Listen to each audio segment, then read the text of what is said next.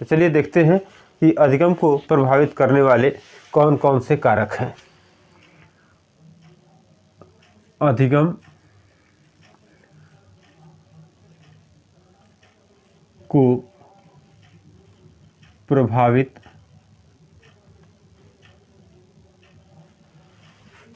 करने वाले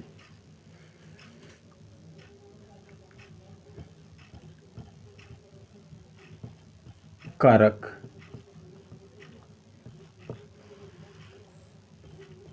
वह कौन कौन से ऐसे कारक हैं जो बच्चे को अधिगम करने के लिए प्रेरित करते हैं या उस अधिगम में बाधा उत्पन्न करते हैं। कुछ पॉइंट है, जैसे सबसे पहले आता है कि बालक शारीरिक या मानसिक रूप से स्वस्थ है अथवा नहीं है। तो बालक का शारीरिक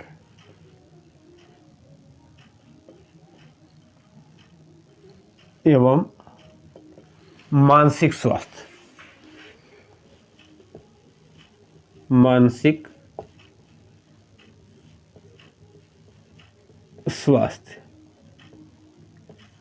यह बड़ा महत्वपूर्ण हो जाता है कि जिस बच्चे को हम सिखाने जा रहे हैं, अधिगम कराने जा रहे हैं, बच्चा सीखने आया है या बच्चा कुछ सीखना चाहता है, वह मानसिक और शारीरिक रूप से उस विषय वस्तु को सीखने के योग्य है अथवा नहीं है।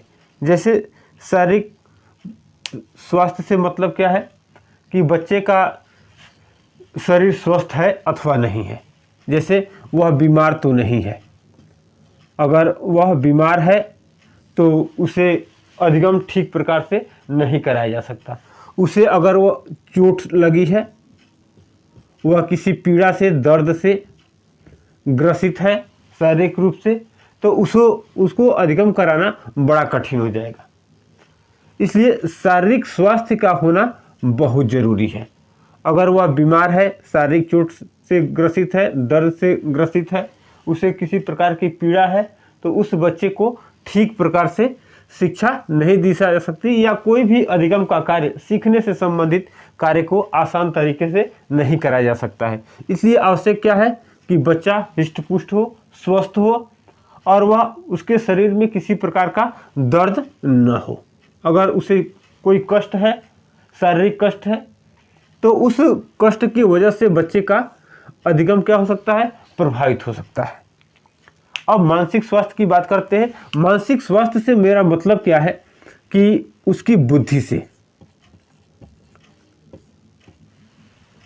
कि वह कितना बुद्धिमान है, वह अमूर्त बुद्धि है, मूर्त बुद्धि है, जड़ बुद्धि है या किसी अन्य मानसिक स्थिति में वह सीखने के योग्य है अथवा नहीं है। यह बात बड़ा मायने रखती है, क्योंकि कहा जाता है कि स्वस्थ शरीर में स्वस्थ मस्तिष्क का विकास होता है। अगर बच्चे का स्वास्थ्य ठीक नहीं है तो उसके स्वस्थ मस्तिष्क के विकास की बात हम सोच ही नहीं सकते हैं। इसलिए आवश्यक क्या हो जाता है कि बच्चे का स्वस्थ होना बहुत ज़रूरी है और बच्चे का मानसिक रूप से स्वस्थ होना भी बहुत ज़रूरी होता है। मन में कुछ अलग प्रकार का चिंतन चल रहा है, कुछ समझाया जा रहा है, उसे समझ में नहीं आ रहा है, तमाम ऐसी समस्याएं होती हैं, तब बच्चे को अधिगम करने में, कुछ सीखने में समस्या उत्पन्न होती है। इसलिए ध्यान रखना क्या होता है कि बच्चा शारीरिक रूप से स्वस्थ है अथवा नहीं है, साथ ही साथ क्या मानसिक रूप से बच्चा स्वस्थ है अथवा नहीं है। अगर यह दोनों बातें अगर सही प्रकार से बच्चे में आती है, तब वह यानी कि सीखने के प्रथम चरण में वह प्रवेश कर सकता है, यानी कि वह ठीक प्रकार से सीख सकता है। अगली बात आती है कि बच्चा शारीरिक और मानसिक रूप से स्वस्थ तो है, लेकिन अब उसे शिक्षा किस प्रकार की दी जा रही है, वह शिक्षा लेने के योग्य है अथवा नहीं है। तो दूसरी पॉइंट आती है कि बच्चे की परिपक्वता क्या है। परिपक्वता, बच्चा उस काम को करने में, उस अधिगम को करने में परिपक्व है अथवा नहीं है। होता क्या है कि बहुत सारे बच्चों को अगर हम समय से पहले कुछ ज्ञान देने का प्रयास करें तो सभी बच्चे उस विषय को समझ नहीं पाएंगे। जैसे एक छोटे से बच्चे को जो 2, 3 या 4 में पढ़ता है, उसे ग्रामर हम सिखाना चालू करें तो क्या वह ग्रामर को सीख जाएगा? नहीं, यह संभव नहीं है कि वह ग्रामर को सीख जाएगा। कुछ उसे अन्य विशेष बात कोई भी दे दिया जाए या विशेष बात की शिक्षा दे दी जाए तो वह बच्चा उस विषय को नहीं सीख पाएगा। जरूरी क्या है कि बच्चा कितना परिपक्व हो चुका है, वह उसका लेवल क्या है, उसका स्तर जो है उसी स्तर के हिसाब से अगर उसे हम शिक्षा देते हैं तो वह बच्चा सीखने के योग्य हो सकता है। जैसे बच्चा मान लीजिए कि 2 में पढ़ रहा है और उसे 5 के कुछ सवालों को बताना प्रारंभ हम करते और हम इंटेलिजेंट हैं, हम काफ़ी चर्चित है समाज में और यह समाज मानता है कि यह शिक्षक उस विषय का पूर्ण ज्ञाता है, तो क्या वह 2 के बच्चे को 5 का सवाल बता देगा? नहीं बता देगा, क्योंकि वह उसकी परिपक्वता उस विषय के योग्य नहीं हो पाई है। तो मायने क्या रखता है कि जो भी शिक्षा हम देने जा रहे हैं वह शिक्षा उस बच्चे के स्तर पर है कि नहीं, वह बच्चा उतना परिपक्व हो गया है अथवा नहीं हुआ है। अगर उसके अंदर कुछ परिपक्वता आ गई है उस विषय से संबंधित तो हम उसे ज्ञान दे सकते हैं, उसे अधिगम कराया जा सकता है, वह बच्चा सीख सकता है। अगला पॉइंट आता है इच्छा।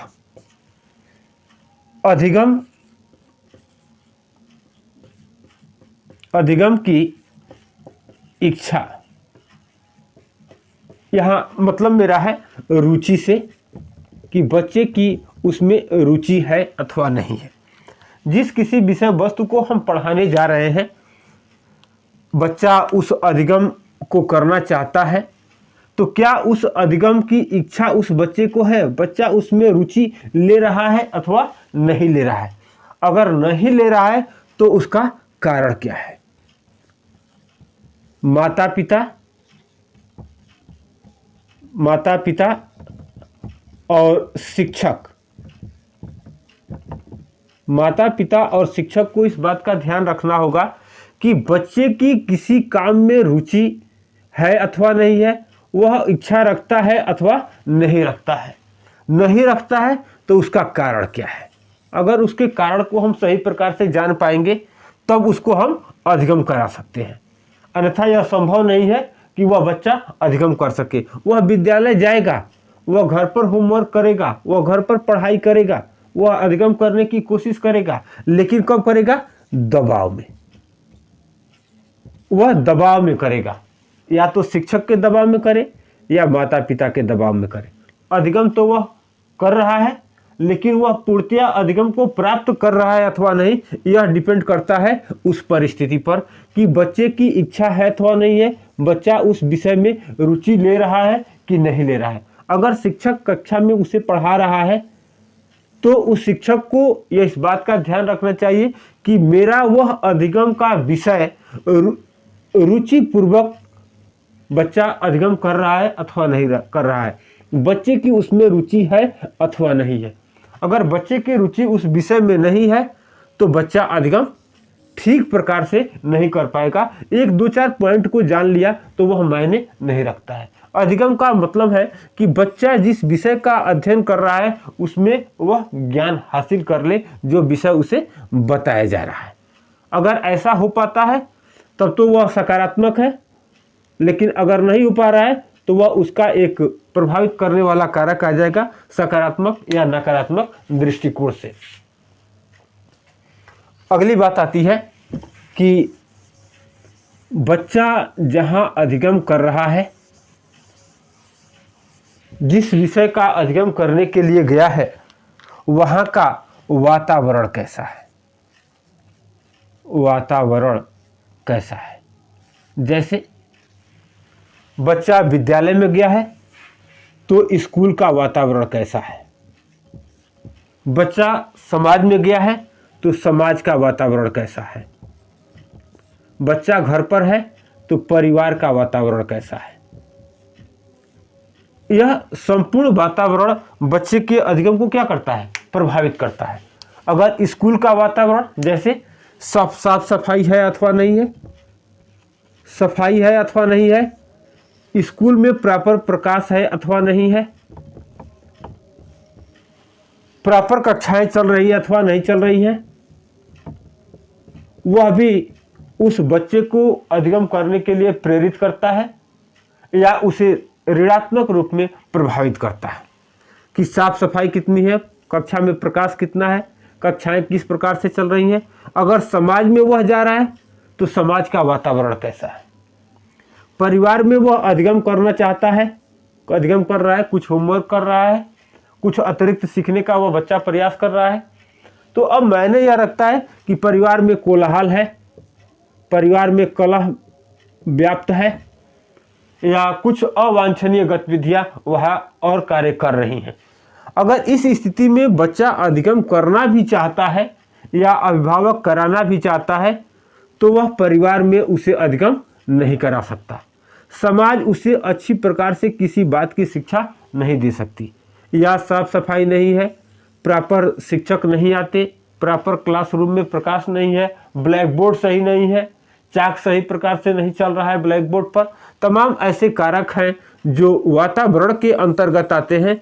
वह पूरा माहौल कैसा है उस पर भी निर्भर करता है कि बच्चा अधिगम किस प्रकार से करेगा अथवा नहीं करेगा। बार बार बच्चा ट्रीट करता है, बार बार बच्चा प्रश्न करता है, सर आपने क्या लिखा, सर मुझे दिखाई नहीं दे रहा है, तो वह स्कूल की समस्या है। या प्रॉपर क्लास में रोशनी नहीं है तो वह स्कूल की समस्या है, कक्षाएं प्रॉपर रूप से नहीं चल रही हैं तो वह स्कूल की समस्या है। परिवार में आवश्यकता से अधिक शोर हो रहा है, परिवार में आवश्यकता से अधिक बहस हो रही है, बात बात पर टिक्का टिप्पणी अगर हो रही है तो बच्चा परिवार में भी रह करके उस विषय वस्तु को सही प्रकार से नहीं सीख सकता है। समाज में हमारे लोग कैसे हैं, उस समाज के लोग कैसे हैं, मेरे आसपास कैसे लोग रहते हैं, शिक्षित हैं, अशिक्षित हैं, पढ़े लिखे हैं, ऑफिस वाले हैं या मजदूर वर्ग के हैं, उस प्रकार की वह बच्चा वहाँ पर शिक्षा प्राप्त करेगा।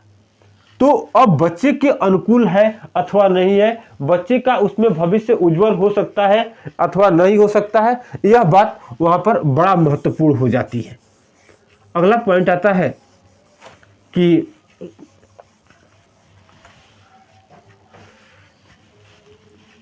अधिगम की प्रक्रिया क्या है, वह किस रूप में सीख रहा है। अधिगम की प्रक्रिया, अधिगम की प्रक्रिया, अधिगम की प्रक्रिया से मतलब है कि किस रूप में सिखाया जा रहा है बच्चे को। बच्चे को अधिगम कराने का प्रोसेस क्या है, आप किस तरीके से सिखाते हैं। आप बहुत योग्य हैं, ध्यान देंगे, आप बहुत योग्य हैं, लेकिन आप बच्चे के स्तर पर जाकर के, बच्चे के लेवल पर जाकर के अगर आप उसे कुछ सिखा नहीं पाते हैं या आप असमर्थता महसूस कर पाते हैं या आपको ऐसा लगता है कि नहीं बच्चा इतना जानता ही है, तो वह प्रक्रिया गलत हो सकती है। क्योंकि बच्चा अगर उतना जानता तो आपके पास वह सीखने के लिए नहीं आता। तो आपका प्रोसेस क्या है, वो कौन सी ऐसी प्रक्रिया को अपना रहे हैं कि जिसे बच्चा आसानी से सीख जाए। आपका सबसे आसान प्रोसेस क्या है। प्रोसेस से कुछ पार्ट आप बना सकते हैं कि किस स्तर का बच्चा कहाँ पर सीख सकता है। तो वहाँ पर आपकी वह योग्यता तभी महत्वपूर्ण होगी जब वह प्रक्रिया बच्चे के स्तर पर जाकर के होगी और तब जाकर के बच्चा अधिगम कर पाएगा। अगर यह प्रक्रिया बच्चे के स्तर पर जाकर के अधिगम कराने में असमर्थ है तो बच्चा अधिगम नहीं कर पाएगा, यह संभव नहीं है। तो डिपेंड क्या करता है कि उस शिक्षक की जो योग्यता है वह योग्यता बच्चे के स्तर को पहचान पा रही है अथवा नहीं पहचान पा रही है। यह जरूरी होता है शिक्षक के लिए, यह जरूरी है उस अधिगम कराने वाले व्यक्ति के लिए कि अगर वह अधिगम कराने के लिए गया है तो जो वह प्रोसेस अपना रहा है वह बच्चे को वहाँ पर ले करके जा रहा है अथवा नहीं जा रहा है। बात किसी विषय का ज्ञान मायने यह नहीं रखता है कि हम इस विषय के ज्ञाता हैं। बात मायने यह रखती है कि हम अपनी बात को उस बच्चे के पास, उस व्यक्ति के पास या उस समाज में उस विषय को सही तरीके से प्रॉपर वे में पहुंचा पाते हैं अथवा नहीं पहुंचा पाते हैं। अगर हम पहुंचा देते हैं यानी हमारी बात वहां तक पहुंच गई तो यहाँ पर क्या हो गया, अधिगम हो गया, बच्चा सीख जाएगा। बच्चे को वह संदेश सही रूप में मिल जाना चाहिए, उस व्यक्ति को वह संदेश सही रूप में मिल जाना चाहिए। अगर सही रूप में मिलता है तो बच्चा अधिगम कर लेगा, अगर नहीं मिलता है तो यह अधिगम नहीं हो पाएगा और वह प्रक्रिया बच्चे के योग्य नहीं हो सकती है। अंतिम पॉइंट आएगा कि जो बच्चा सीखने के लिए विद्यालय में गया है वह उस विषय को सीखने में समर्थ कितना है। वह ऐसा तो नहीं है कि वह साइकिल से जा रहा था या बस से जा रहा था या किसी अन्य साधन से वह विद्यालय को जब जा रहा था तो उसका शरीर थक गया, शारीरिक और मानसिक थकान। यह अंतिम पॉइंट है कि बच्चे का शारीरिक थकान, जैसे वह दूर से चल कर आया,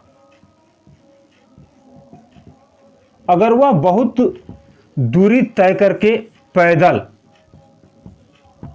आता है और प्रारंभिक समय में जो विद्यालय की पहली और दूसरी कक्षाएं होती है वह प्रायः गणित या विज्ञान की होती है। अब शिक्षक गणित या विज्ञान का अधिगम कराना चाहता है, करा रहा है, लेकिन बच्चा साइकिल खराब हो गई या संसाधन खराब हो गया और उसे दूर से ही विद्यालय पैदल आना पड़ा। अब उसका क्या हो जाएगा, शारीरिक थकान हो जाएगा। अगर वह थकान को महसूस कर रहा है, शरीर उसका थक गया है, तो वह अधिगम करने में अपने आप को असमर्थ पाएगा।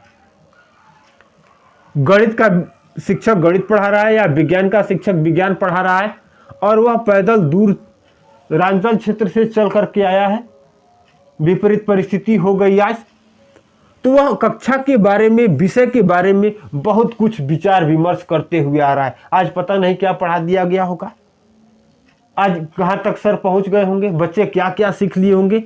वह मानसिक रूप से या परिवार में कुछ ऐसी घटनाएं हो गई हैं या समाज में कुछ ऐसी अवांछनीय घटनाएं हो गई हैं जिसके बारे में वह बहुत विचार विमर्श कर लिया है। तो उससे क्या हो सकता है, उसका मानसिक थकान हो सकता है। वह बहुत आवश्यकता से अधिक वह विचार कर लिया है, सोच लिया है, तो मानसिक थकान होना स्वाभाविक है। या दूर से वह पैदल चल करके आज विद्यालय पहुंचा, उसका साधन, आवागमन का जो साधन था वह बाधित था या किसी कारणवश उसमें कोई कमी आ गई, तो वह अधिगम करने में असफल हो सकता है या वह पूर्णतया अधिगम नहीं कर सकता है। जितना शिक्षक चाहता है कि हम अपनी बात को बच्चे के पास पहुंचा दें और बच्चा उसे सही प्रकार से सीख जाए, तो यह अधिगम इस दो कारणों से कि अगर वह शारीरिक रूप से थक गया है या मानसिक थकान उसे हो चुकी है, इस दो परिस्थिति में वह बच्चा उस अधिगम को ठीक प्रकार से नहीं कर सकता है। यह कुछ पॉइंट थे कि शारीरिक और मानसिक थकान हो जाने पर भी बच्चा प्रॉपर रूप से उस विषय को सीख नहीं पाता है। अगर आप ऐसे ही कुछ वीडियो को प्राप्त करना चाहते हैं तो मैं ऑनलाइन क्लास में भी बीएड, बीटेट या सीटेट से संबंधित बहुत सारे पॉइंट को लेकर के मैं आता रहता हूं। मेरा अपना एक एप्लीकेशन भी है, एक ऐप भी है जिसका नाम है स्टडी बाय वीर सर।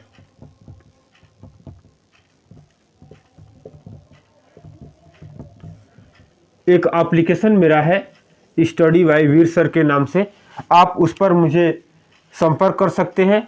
मेरा संपर्क नंबर है 9598803299। आप इस पर मुझसे संपर्क करके इस एप्लीकेशन पर आप मुझसे ऑनलाइन जुड़ सकते हैं, जिसमें हम बीएड से संबंधित बहुत सारे मैटर को पढ़ाते हैं। बीटेड से संबंधित बहुत सारे मैटर को हम आपको देते हैं। सीटेड से संबंधित हम ऑनलाइन क्लास भी लेते हैं। आपको उस पर पीडीएफ प्रत्येक विषय का प्राप्त होगा और आपको उस पर वीडियो भी मिलते रहेंगे। जब तक आप उस क्लास में जुड़े रहेंगे, ऑनलाइन आपको नोटिफिकेशन मिलेगा और आपको ऑनलाइन वीडियो भी मिल जाएंगे। अगर ऑफलाइन भी आप चाहते हैं तो अगर आप उस क्लास को ज्वाइन करते हैं, जिसके एप्लीकेशन का नाम है स्टडी बाय वीर सर। अगर स्टडी बाय वीर सर जो प्ले स्टोर पर उपलब्ध है, आप उसे डाउनलोड करते हैं तो आपको वह वीडियो भी मिल जाएगा, वह पीडीएफ भी मिल जाएगा। बीएड, बीटेड, सीटेड या किसी प्रकार के टेट से संबंधित आपको उस पर तमाम ऐसे प्रश्न पत्र मिलते रहेंगे, जिसकी तैयारी हम ऑलरेडी करा रहे हैं। कुछ दिनों से बहुत सारे विद्यार्थी जुड़ गए हैं। अगर आपको यह वीडियो अच्छा लगा है तो आप इसे लाइक करें, सब्सक्राइब करें और अधिक से अधिक शेयर करें। धन्यवाद।